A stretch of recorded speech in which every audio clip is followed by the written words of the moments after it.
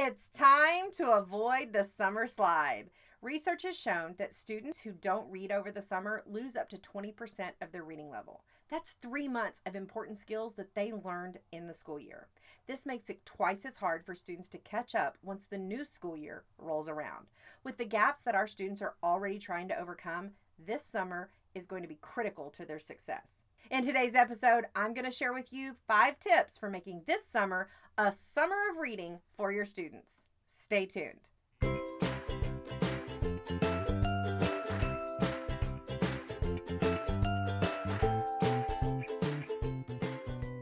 What's kicking, educational rock stars? The Center Fairy here, your ultimate source into the wonderful world of simple classroom systems that actually work so that you can finally teach. If this is your first time joining me here on the channel, be sure you hit that like and that subscribe button and click that bell so that you get notified when I go live or upload a new video here on the channel. Summertime is a double-edged sword for us as teachers. We need the break, our students need the break, but we know that if they don't read every day, they risk losing valuable skills we taught them throughout the year. The key to making sure that our students don't become device zombies over the summer or keep themselves glued to the TV is we've got to make reading fun. In fact, it needs to be more fun than playing video games or watching TV. Now, tip number 1, help students choose the right books. So you might be wondering, what's the right book? Well, that totally depends on each individual student. When you are encouraging students to read in the summer, you want to make sure that they're reading something that's interesting to them. Summer reading activities shouldn't be forced or something students have to do. It should feel like something they get to do. Therefore, you need to help your students find something that they like. Many people think of summer reading activities as a difficult assignment. However, it doesn't have to be. Summer reading activities can be about anything students are interested in, as long as it's at their reading level. For example, if you have a student who loves Spider-Man, reading a Spider-Man comic book might be the best choice for that student. On the other hand, if a student loves reading about planets, showing them different fiction and nonfiction books about the solar system might be the best bet. There's no such thing as reading the wrong thing when you're making reading lists with your students. Now, tip number 2, parents need guidance for summer reading activities. In order for summer reading activities to happen, you need parents on your side. To get parents to help out with these summer reading goals, make sure you give them a list of book sources.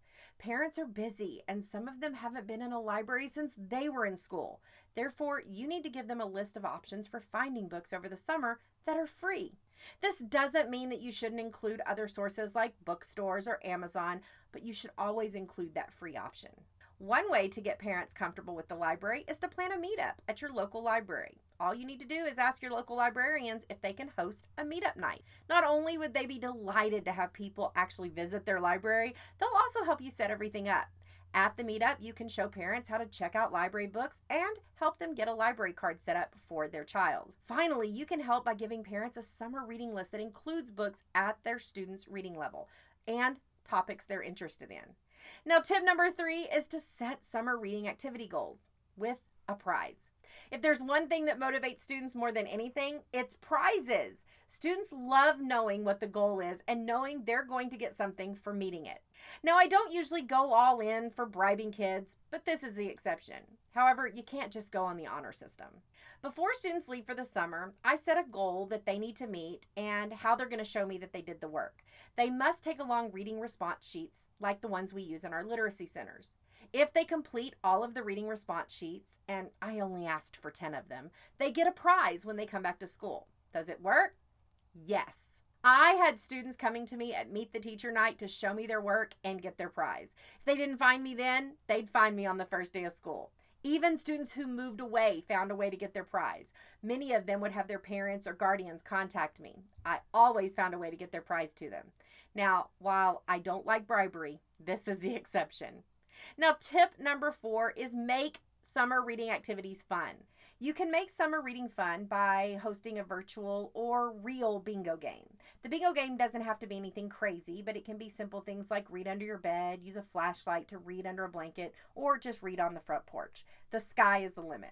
One year, I put read a book to your dog, and my teacher heart was overflowing with the pictures that I was tagged in over the summer.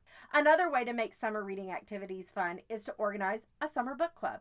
I know you're thinking there's no way you want more to do over the summer, but just hear me out. All you need to do is organize this virtual book club on a connected platform like Seesaw or Google Classroom. Then use the forums to post things like your reading list or tasks or games or the prizes that they're playing for.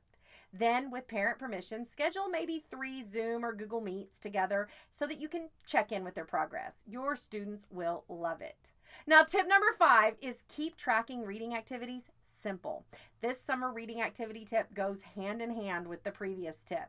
You want to make sure that you have a reading log or some way to track student progress and share it over the summer. Sharing it over the summer and giving some feedback to your students will be a big motivator for them. Students can share their progress by taking pictures of themselves reading and sharing it with their class. This just might encourage more students to participate because they're getting instant gratification from their friends. If there are students who you know won't be able to participate or get their hands on books, you can either send books home with them or send some reading passages home, like the ones found in our first grade and second through fourth grade differentiated reading comprehension bundles. These reading comprehension bundles are great for practicing comprehension, key details, text evidence, and more. This gives all students an opportunity to read over the summer and not lose any of the hard work that they've put in. Now, we know that reading is an important skill to have in nearly every subject. Because it's an important skill, it's important for us to encourage summer reading activities that are going to challenge our students to keep up with their skills and not lose them to the video games or TV. So whether you're giving a list of books to read or having a full-blown book club, the key is to just encourage your students to read over the summer. Perhaps with a little help from us this summer, we can close some of those gaps. Now, if you're looking for more tips, strategies, and simple systems to take back into your classroom to make your teacher life easier, check out the videos on your screen. Thanks for watching and keep being an educational rock star.